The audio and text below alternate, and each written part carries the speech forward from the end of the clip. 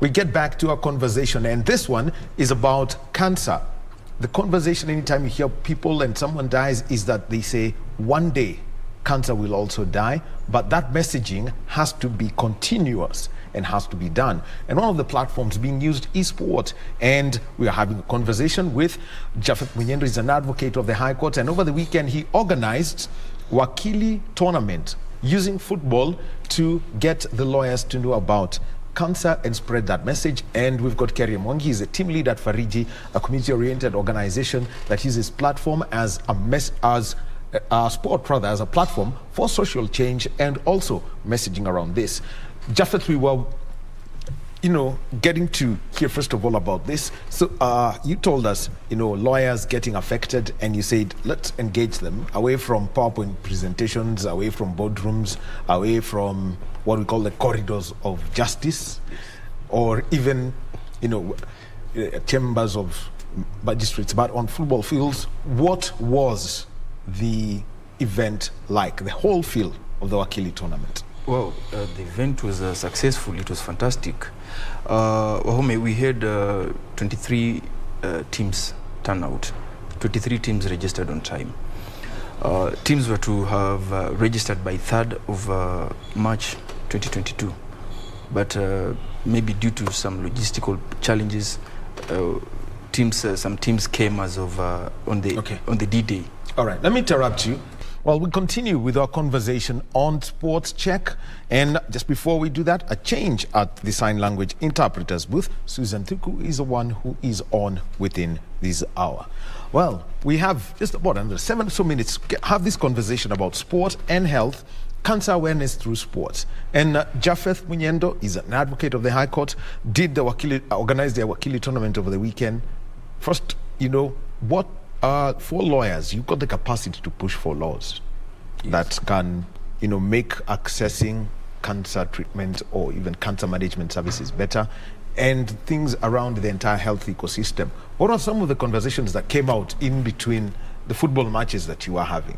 The major agreement or resolution amongst the participants was that we will push for enforcement of the Constitution and the Cancer Prevention and Control Act, because you find when we're having the conversations, it emerged that people are really facing discrimination, especially the young lawyers. Some of them who are challenged, who are employed, and we noticed that cancer, once there's a revelation that you are infected with cancer, it's like a condemnation, either to death or rejection. So the discrimination aspect comes out, and the Constitution is flouted, and even the Cancer Prevention and Control Act is flouted. So we really want to push for the enforcement of that act. There's already the law to enforce. So there's already the law that is available. So it's only the enforcement aspect that we now want to become good enforcers of it. Mm-hmm. Something else I'd like to bring in, Nairobi has done it. How then do you reach out to the rest of the people to get involved in sports? Well, because it would be good to see the lawyers in Nanyuki, in Nakuru, in Kakamega, in Kitale, wherever they are, coming together and getting involved in these kinds of conversations. And if you get out of Nairobi, you will find that they're more engaged with the community. Thank you so much. In fact, even the Constitution itself devolves a lot of functions. Maybe what I needed to clarify is that we came up as a caucus of younger lawyers. We are called emerging law firms. So we arranged the tournament in conjunction with the LSK Nairobi branch. So we will reach out to other branches so that we continue with these programs. Of course, the time frame for the tournament was a bit shorter, but we had a branch called Mount Kenya LSK branch. They showed up, but we were receiving calls from the North Rift region, from Mombasa, though there was a team from Mombasa, but it was not formally representing the LSK branch. From Kisumu, we are going to reach out to them as a caucus of the emerging lawyers, and we will work hand in hand with the branch leadership. we're having elections very soon. Once the offices are set up, we are going to approach them so that we have the conversation. Though we've received overwhelming support and calls and queries on when next are we going to them.